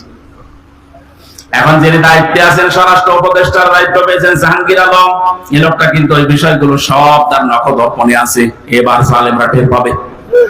ধোঁকা দিয়ে, বোকা বানিয়ে, মানুষের চোখে ধুলো দিয়ে বহু চিটারি বাটপারি করেছেন, এখন আর ছাড় নেই। আমরা এখান থেকে আহ্বান জানাচ্ছি, যারা দায়িত্বে আছেন বিচার ব্যবস্থায়, বিচার বিভাগে, খুব তাড়াতাড়ি এই বিডিআর মামলায় যারা আছে, বিনা কারণে যারা বছরের পর 14 বছর জেলখানায় আছে, কিচ্ছু জানে না, ওদেরকে আমার মনে হয় শাস্তি দিলেও খুব বেশি হলো 7 বছর দেওয়া যেত। ওরা বলতো, হুজুর আমরা যদি অপরাধ করেও থাকি, বিদ্রোহ করে থাকি, আমাদের 7 বছর জেল হয়, অথচ বিনা কারণে 14 বছর আমি জেলে। এত বড় জুলুম আর সহ্য করা হবে না। যারা দায়িত্বে আছেন আহ্বান জানায়, বাংলার লক্ষ লক্ষ তাওহীদি জনতা নিয়ে এই নিরপরাধ মানুষদেরকে বিনা বিচারে, বিনা হিসাবে ছেড়ে দেওয়া লাগবে। কোন অপরাধে এদের একজনের রাগের ফসল, এগুলো প্রতিহিংসার ফসল। এই মানুষগুলো সত্যি ভালো মানুষ আমার দৃষ্টিতে আমি যা দেখেছিলাম, এদের জীবন চরিত্র, নামাজ, রোজা এবং আল্লাহর যে ঈমান, আল্লাহর প্রতি তাদের, এই কথাগুলো বাস্তবে আমি দেখে এসেছি। এই কারণে বলছি, যারা বিডিআর হত্যা মামলার নাম নিয়ে, পিলখানার নাম নিয়ে এই নিরপরাধ মানুষকে, অপরাধ করে থাকলে আপনি প্রমাণ পেলে তারা বিচার করেন, কিন্তু নিরপরাধ যারা বিচার হওয়ার পরও তারা মাত্র 7 বছর জেল হওয়ার কথা, 14 বছর কোন কারণে একটা মানুষের মুখ রাখতে গিয়ে আপনি তারা জেলখানায় রাখবেন? এখানে দায়িত্বে যারা আছেন, এই বিচার ব্যবস্থা একটু তাড়াতাড়ি কাজ করে তাদের ছেড়ে দেওয়া হোক। অন্তত জীবনের শেষ কয়েকটা দিন স্ত্রী পুত্র সন্তান আদি নিয়ে দুনিয়া একটু কাটিয়ে যাক। পঞ্চগড়ের এই মুরব্বীটা, কি নাম যেন, আব্দুল মতিন না কি নাম, এরকম বহু মানুষকে দেখেছিলাম। ওদের দুঃখ কষ্ট আল্লাহর আরশ পর্যন্ত কেঁপে যাওয়ার কথা। আল্লাহ এমনি এমনি তো জালেমকে বিদায় দেয়নি। বহু মানুষের এই শব্দগুলো কি আছে, বহু মানুষের চোখের পানি, বুক ফাটা পানি, হাজারো মানুষের এগুলো জমা হয়ে আছে, আল্লাহ একবারে সব ছেড়ে দিয়েছে। পাপ যখন একেবারে শের পুজে গেছে, পরিপূর্ণ হয়ে গেছে, আল্লাহ বলেন ইন্না বাদশা রাব্বিকা লাশাদীদ, আমি ধরি না, কিন্তু ধরলে আমি আর ছাড়ি না। আল্লাহ যখন ধরেছে আর কিন্তু ছাড় নেই, কারণ এখন আল্লাহর সাহায্য এসে গেছে, বিজয় আমরা এখন দেখতে পাচ্ছি। আয়াতের পরবর্তী আয়াতটা এখন আমরা দেখতে চাই। অরাইতান নাস ইয়াদখুলুনা ফি দীনিল্লাহ, হে নবী আপনি যখন দেখবেন আল্লাহর সাহায্য চলে এসেছে, তখন বিজয় দেখতে পাবেন, দলে দলে মানুষ ইসলামে প্রবেশ করছে। আজ আমাদের এই দেশে কিন্তু এই দৃশ্য আমরা এখন অলরেডি দেখতে পাচ্ছি। দলমত এখন আর নেই, সবাই এখন দলে দলে পালে পালে ইসলামে প্রবেশ করছে, বিশেষ করে ইসলামী আন্দোলনে। এই যে শব্দটা কি ছিল, ফি দীনিল্লাহ, দিন কার? আল্লাহর দিনের ভেতরে। দিন কার? দিন আমাদের। কথা বলেন, দিন মুহাম্মদ রাসূলুল্লাহ। কার দিন? আমরা কি না, আমরা দিনের খাদেম, আমরা দিনের মালিক না, আমরা দিনের কি খাদেম, কামলা, জন, মুনিশ, লেবার যাই বলেন, আমরা কেউ দিনের মালিক না। সুতরাং দিনের ভেতরে যারা প্রবেশ করছেন তাদেরকে ওয়েলকাম জানাচ্ছি, কারণ দিনের মালিক কে বলেন তো? আমরা কি খাদেম, বলেন কি কামলা, খাদেম, লেবার। আমি এই যে আজকের মাহফিলের যিনি আমার ডান পাশে আছে, অধ্যাপক নজরুল ইসলামের বাবা, উনি যদি বলে এই জমিনটা আমার, আমার মতো 10 জন মানুষকে বলছে আপনারা ধান লাগান, বিকাল 5টায় আপনাদের বেতন দিয়ে দেব। বিকাল 5টা পর্যন্ত আমরা ধান লাগাচ্ছি, আর 10 মিনিট বাকি আছে। কয় মিনিট?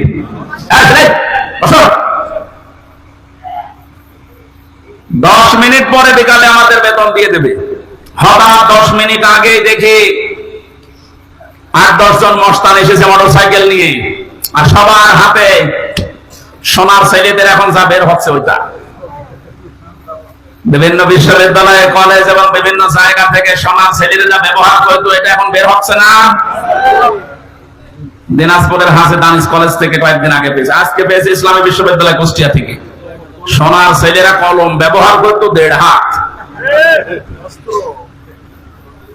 এইরকম কলম নিয়ে 8-10 জন মস্তান মোটরসাইকেলে এসে ধান আর লাগানো যাবে না, ধান এখন আমরা তুলে ফেলবো। এখন জমি তুলবেন তোলেন, কিন্তু আর 10 মিনিট পরে তুলেন, কারণ আমরা বেতন নিয়ে নিই। 10 মিনিট না হলে উনি বেতন দেবে না, কারণ জমিনও আমাদের না, ধানও আমাদের না। আপনারা তুলে ফেলবেন, আমরা সহযোগিতায় করবো, কিন্তু 10 মিনিট পর। কথা বলেন, 10 মিনিটের আগে যদি আপনারা মাস্তানি করেন, তর্কাতর্কি হবে, কথা কাটাকাটি হবে, রক্তপাত হতে পারে, এমনকি যদি মেরে ফেলা লাগে, মেরেও ফেলবো, কারণ আমার বেতন দরকার। এই কথার সাথে আপনারা একমত আছেন না? সহজ ভাবে যেভাবে বুঝলেন যে হ্যাঁ এটা ঠিক, আমার বেতন লাগবে, বিকাল 5টা মানে জীবনের শেষ দিন। কথা বলেন না? এই জমিন কার? দিন কার? আমরা কি? আমরা ধান লাগাতে আসি, এই জমিনে দিন প্রতিষ্ঠার জন্য জান মাল বাজি রেখে মাথার ঘাম পায়ে ফেলে চেষ্টা চালিয়ে যাচ্ছি কি করে দিন কায়েম করা যায়। এখন বিকাল 5টা মানে জীবনের শেষ দিন। এদিন আসার আগে যদি কেউ বাধা দিতে আসে, তর্কাতর্কি হবে, কথা কাটাকাটি হবে, রক্তপাত হবে। এই 17 বছর যা হচ্ছে, এখনো যদি বাধা আসে, যদি মেরে ফেলা লাগে, মেরে ফেলতে আমাদের কোনো বাধা, কারণ আমার বেতন দরকার, আর আমার বেতনের নাম জান্নাত। কথা বলেন, এদেশে যারা সত্যি দিন কায়েমের বিরুদ্ধে অবস্থান নিয়েছে, তার ভেতরে 1 নম্বরে আমার মনে হয় এই অবৈধ বিচারপতি নামে যেটা মালিক, ওর নাম নিতেও আমার ঘৃণা হয়।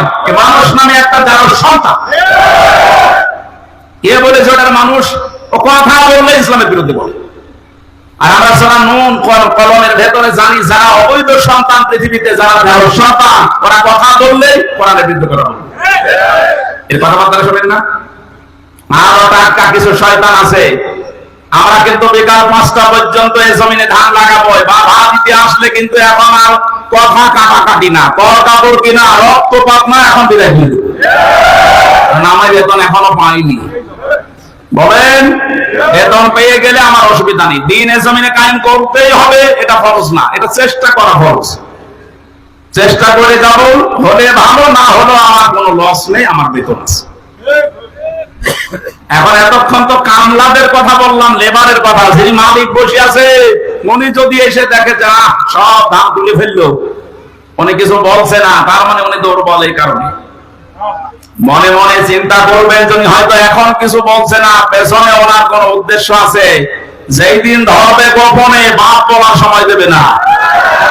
এ জমিনে আজ 53 বছর চেষ্টা চালিয়েছে অনেকে, আল্লাহর খাদেমেরা, আল্লাহর গোলামেরা, কিন্তু পারছে না।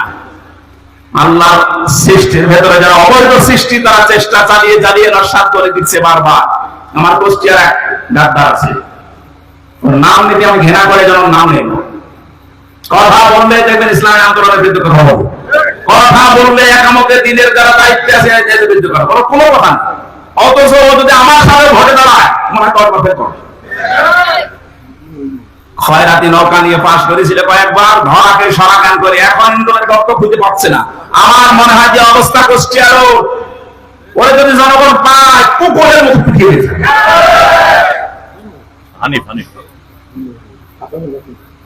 না নাম কি হক নন দিয়েছে, শয়তান শয়তানি করার জায়গা পায় না। আর একজন বরিশালের আছে, এবার আর একটা শয়তান, কি মনন নাকি নাম যেন, মনন না মেনন। মাত্র 4 দিন আগে এদের স্বাধীন হওয়া, এই 5 তারিখে স্বাধীন হলো না, মানে 4 দিন আগে শয়তানগুলো উঠে পড়ে লেগেছিল একটা জনগণের সেন্টিমেন্ট অন্যদিকে নজর ঘুরিয়ে দিতে, যে এই দেশের ইসলামপন্থী যারা, তাদেরকে নিষিদ্ধ করে দাও। আল্লাহ চিরতর হবে নিষিদ্ধ করে দিয়েছে। যুগে যুগে যারা জালেম আসবে, তারা যেন শিক্ষা নেয়। ফেরাউনকে আল্লাহ এমনি সটকি দিয়ে রাখে না। আল্লাহ বলেন, ওকে সটকি দিয়ে রাখলাম এই কারণে, যুগে যুগে যারা স্বৈরাচার আসবে, তারা যেন ওর লাশ দেখে শিক্ষা নেয়। সুতরাং আজও যারা জালেম, তাদের অবস্থা এই 5 তারিখের পর থেকে যা হয়েছে, এখনো যদি আপনার পরিবর্তন না আসে, শিক্ষা না নেন, আমার মনে হয় আজরাইল আসার আগে আপনারা পরিবর্তন নেই। সুতরাং আমাদের মালিক যিনি, উনি তো জমির মালিক ছিলেন। আমাদের এই জমিনের মালিক কে বলেন তো? উনি এখনো আছে না নেই? আমরা তো কামলাদেরই এই অবস্থা, খাদেমদের এই অবস্থা। যিনি মালিক আছেন উনি কিন্তু দেখছে যে 53 বছরে আমার জমিনে দিন কায়েম হতে দিল না কারা। হয়তো উনি সরাসরি কিছু বলছে না, গোপনে যেদিন ধরবে না, বাপ বলার সময় পাবে না। দাড়ি কেটে পালাতে গিয়ে পালাতে পারে না, কিন্তু কত বড় শয়তান। আমি তো মাঝে মাঝে ওর দিকে এখন তাকিয়ে বলছি, আল্লাহ এই শয়তান আমি তো দেখিনি, যদি দেখতাম নমরের দিকে মনে হতো শয়তান বলে দেখতে নাম নিয়ে যাবো দরবেশ বাবা। দরবেশই যদি এই হয়, যে কোনো ক্লিনসে ওগুলো চরিত্র কত খারাপ হবে, দরবেশই যদি এই করে। ওর দাড়ি কাটার পরে চিহ্ন দেখে মনে হচ্ছে যে একটা নমো না, কে যেন ডিম মেরেছিল, ডিম না, ওরা আরো কিছু মারা দরকার। ওর ডিম ওই জায়গা না, বিভিন্ন জায়গায় দিয়ে দেওয়া দরকার। ওই শয়তানরা আমরা যখন আলেমদেরকে, বিশেষ করে মাওলানা মামুনুল হক, মাওলানা সাখাওয়াত হোসেন রাজি, আমির হামজা, এই রফিকুল ইসলাম মাদানী, হারুন ইসহার, আলেমদেরকে যখন এই দড়ি বেঁধে, মাথায় দড়ি দিত, হাতে হ্যান্ডকাপ দিত, পায়ে ডান্ডা বেড়ি দিত, এগুলো দিয়ে যখন আদালতে তুলতো, ওরা ওই 5 থেকে টিপ্পনি কাট, ঠিকই হচ্ছে। এখন ডিম খাও, আমরা এখন বলবো তো ঠিকই হচ্ছে।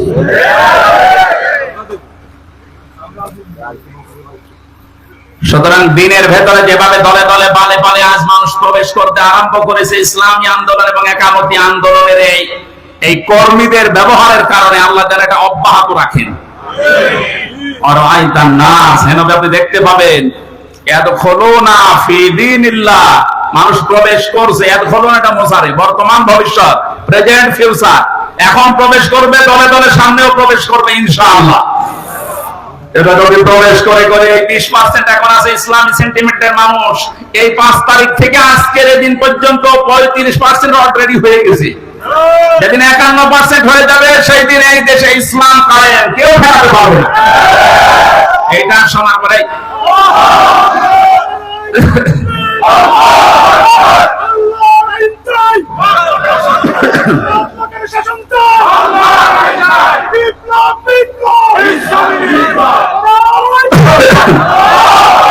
এই দৃশ্য থেকে অনেক জালেমের এখন গাত্রদাহ কিন্তু অলরেডি আরম্ভ হয়ে গেছে। ওরা দলে দলে ষড়যন্ত্র করছে না অন্য কেউ আসুক, ইসলাম যেন দেশে না আসে। কিন্তু বাংলার জনগণ যেভাবে জুলুমের শিকার হয়েছিল, এরা কিন্তু অলরেডি বুঝে ফেলেছে যে ইসলাম ছাড়া মুক্তির আর কোনো পথ আমাদের নেই। ইসলামের হাতে যদি দেশটা তুলে দেওয়া যায়, যার যে অধিকার, যে ধর্মের লোক হোক, তার অধিকার সে ফিরে পাবে। কথা বলে না কেন? অতীতের ইতিহাসগুলো আমরা পড়েছি, দেখেছি, এইটার বেশি এটা আমরা সামনেও দেখতে চাই। কারণ এই 53 বছর বিভিন্ন মানুষ এই দেশটা চালিয়েছে, আমরা দেখলাম। কথা বলে না কেন? বাবা চালিয়েছিল, স্বামী চালিয়েছে, কারো কারো চাচাও চালিয়েছে, বউ চালিয়েছিল, ভাই চালিয়েছিল। এখন শুধু দেখতে বাকি আছে যে এই কোরআন দিয়ে দেশ চললে কেমন দেখা যায়।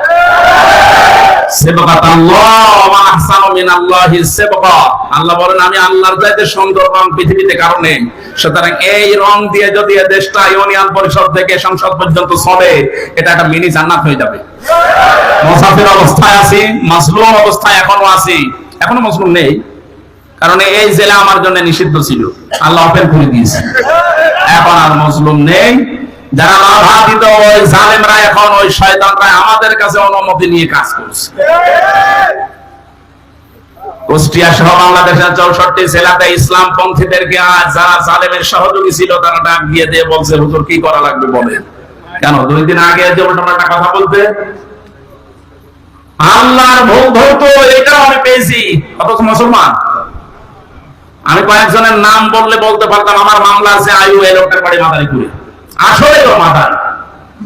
এই শয়তানটা আল্লাহ ভোগ, কিন্তু আল্লাহর এই কাজ করা ঠিক হয়। পরিমাণ আছে আর অমরিকে ওর জানাজা কিসের, ওর কবরে কিসের, ওটা পুড়িয়ে ফেলা লাগবে। ওর নাম মিজানুর রহমান, তাতে কি? নামটা সুন্দর নাম নিয়েছে, অথচ কাজ পুরো উল্টা। আমি আমারটা বলছি কারণ আমারটা আমি ভালো জানি। আমার ধরার পরে আমার বাবার কাছে বলে 10 লাখ টাকা দেন, নয়তো মামলা দেবো 50টা। মনে হচ্ছে মামলাও বানাবে। কি বিচার চলছিল দেখেন তো। আর প্রতিদিন টিভির সামনে শয়তান বসে বসে বলতো, আমি ন্যায় বিচার কায়েম করছি। কিসের ন্যায় বিচার? মানে একটা ঠুনকো মামলা, মানে মুরগি চুরিও না, মূল্য চুরিও না।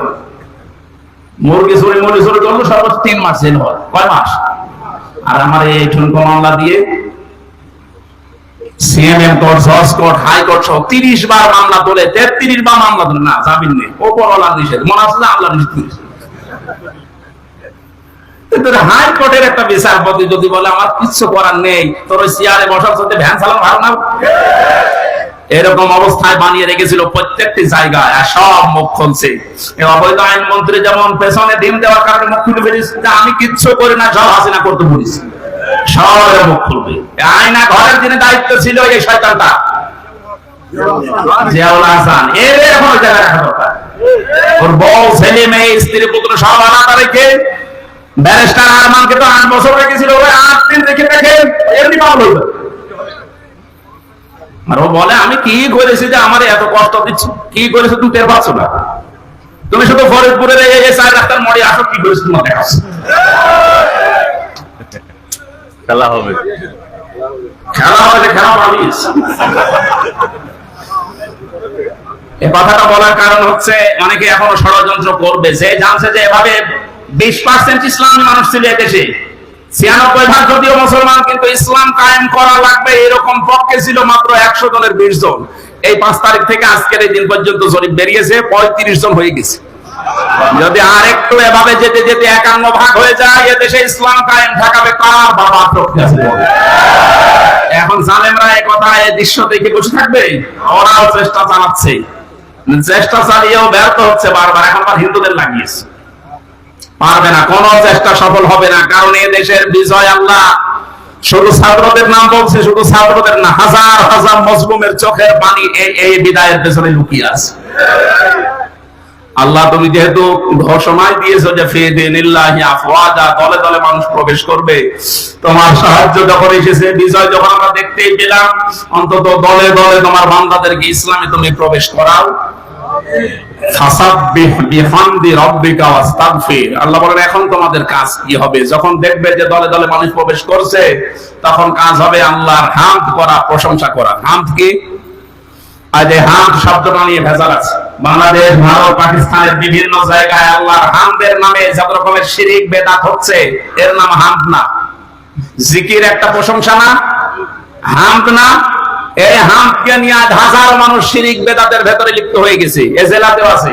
সুতরাং আপনাদেরকে আমরা আহ্বান জানাবো, আল্লাহর হামদ যেভাবে করার আগে প্রশংসা ঠিক ওইভাবে করেন। আল্লাহর আইন প্রশংসা করা এটা আল্লাহর সবচাইতে বড় হামদ। কথা বলুন। এর ভেতরে 500 আইন আছে। কয়টা? এটা যদি দেশে প্রতিষ্ঠিত হয়ে যায়, আল্লাহর হামদ তখন কার্যকর হবে। কেউ যদি সব সময় শুধু আস্তাগফিরুল্লাহ আস্তাগফিরুল্লাহ আস্তাগফিরুল্লাহ পড়তে পারে, তাহলে তার টেনশন আল্লাহ নিজের থেকে দূর করে দেয়। এই আমলটা আমি সহ যারা এসেছি জারি রাখবো, সব সময় যেখানে থাকবেন সব সময় আস্তাগফিরুল্লাহ আস্তাগফিরুল্লাহ মনে মনে জোরে জোরে পড়ে। আর তাওবা এটা আলাদা জিনিস। তাওবা যদি সত্যি কেউ করে, ওর পেছনের অপরাধ আল্লাহ শুধু মাফ করে না, পুরো জায়গাটা আল্লাহ ফাঁকা করে দিয়ে নেকি দিয়ে ভরাট করে দেয়। এই জন্য ইন্নাহু কানা তাওয়াবা, অবশ্যই আল্লাহ তাওবা কবুলকারী। আমরা এই বিজয় পেয়ে, এই সাহায্য পেয়ে আমরা যেন উচ্ছৃঙ্খল হয়ে না যাই। আমাদের বাংলাদেশ জামাত ইসলামী কেন্দ্রীয় আমির যিনি আছেন ডাক্তার শফিকুর রহমান, ওনার পক্ষ থেকে আহ্বান জানিয়েছে 5ই আগস্ট স্বাধীনতা আন্দোলনে যেসব ছাত্র জনতা এবং ভাইয়েরা বোনেরা শহীদ হয়েছেন, তারা এখনো হাজার হাজার অসুস্থ হয়ে পড়ে আছে। কুষ্টিয়ায় 5 তারিখে 14 জন শহীদ হয়েছে, প্রায় 100-র উপরে আহত হয়ে হাসপাতালে, কারো লজ্জার স্থান নেই। আমি গিয়েছিলাম হাসপাতালে দেখার জন্য, একজন আমাকে তার মা বলছে আমার ছেলের লজ্জার স্থান উঠে চলে গেছে।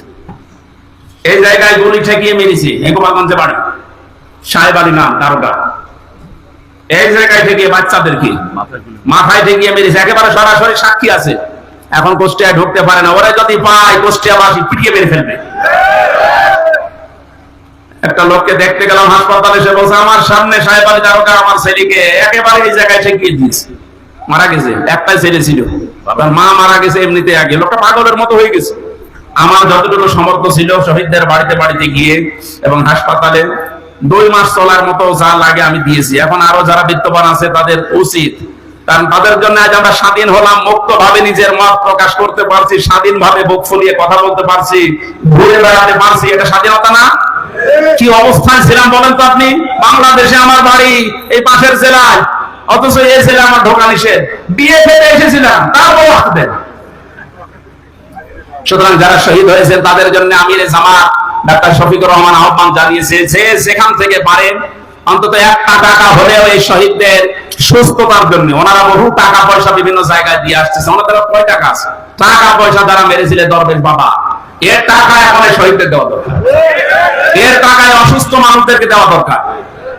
24,000 কোটি না কত টাকা যেন বাইরে পাচার করেছে, এক ব্যাংকে শুধু এত টাকা আছে দরবেশের। কিসের দরবেশ?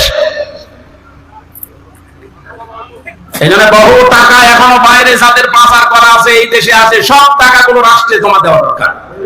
সব নিয়ে এসে রাষ্ট্রের উন্নয়নের কাজে লাগান, কোনো অসুবিধা নাই, দেশ দিন দিন উঠে যাবে। ওনারা আহ্বান আপনাদের জানিয়ে দিলাম, যতটুকু সামর্থ্য আছে কেউ যাবেন না, যারা যাচ্ছে এনাদের কাছে দেন, এটা পৌঁছিয়ে দেওয়া হবে। ওনারা তো বিভিন্ন জেলায় এখন যাচ্ছে প্রত্যেক দিন। শহীদ আবু সাইদের বাড়িতে আমির জামাত 6 লক্ষ টাকা দিয়ে তার বাড়ি পর্যন্ত বানিয়ে দিয়েছে। মুগ্ধর বাড়িতে গিয়েছে, আবু রায়হানের বাড়ি ঠাকুরগাঁও, তার বাড়িতে গিয়েছে। এক মহিলা হিন্দু মারা গেছে বোনটা, তার বাড়িতে গিয়েছে। প্রত্যেকের বাড়িতে যাচ্ছে। আমি গরিব মানুষ, আমি যতটুকু পেরেছিলাম 3 বছরের জেলে আমার একদম শেষ করে দিয়েছে। আমি এখন পঙ্গু অবস্থায় আছি, এরপরও আমার যতটুকু সমর্থন আমি চেষ্টা চালাচ্ছি এবং চালাবো। আপনারা এই যারা যাচ্ছে একেবারে কিছু না পারলেও 5টা টাকা দেবেন। এই রনসুল ভাই একটু ভিতরে কয়েকজন পাঠান তো, কেউ যাবেন না, এটা একটা ইবাদত। মজলুমের পক্ষে দাঁড়ানো এটা একটা ইবাদত। আর ওই যে সামনে আমার গাড়ি আছে, আপনারা এই মাসখানেক আগে স্বাধীন হওয়ার আগে এসেছিলাম একটা বই নিয়ে, জেলখানায় লেখা বইটা অনেককে আপনারা উপহার দিয়েছেন, স্ত্রীকে, মেয়েকে, বউকে, আজকেও নিয়ে যাবেন। আজকে কয়েকটা আছে যে ওদেরকে পড়াবেন, পারিবারিক জীবনে শান্তি আসবে আশা করছি, কারণ এটা পারিবারিক জীবন নিয়ে লেখা। যারা যাচ্ছে আপনারা বের করে রাখেন, খুব তাড়াতাড়ি করেন। আগামীতে ফরিদপুরে যেখানে যেখানে অনুষ্ঠান হবে আমরা তাফসীর আকারে কথা বলবো। বিশেষ করে ডাক্তার শাহিন জওহর ভাইয়ের একটা মাহফিল আছে কোমরপুর, ফরিদপুর কোমরপুরের ওখানে নেব একটা। তারপরে নূর ফাউন্ডেশন নামে একটা জায়গা আছে ফরিদপুর শহরে, ওখানে শহীদ আব্দুল কাদের মোল্লা ওনার গ্রামের বাড়ি এই যে সদরপুরের কোথায় যেন, ওই গ্রামে যাবো 7 তারিখের সামনে। মোনাজাত করবো না, যারা যাচ্ছে ওদের কাছে টাকা অবশ্যই দেবেন আপনি। ওই যে সামনে মসজিদের সামনে গাড়িটা আছে, আমার সাদা গাড়ি, আপনার স্ত্রীকে পড়াবেন, কাজে লাগবে।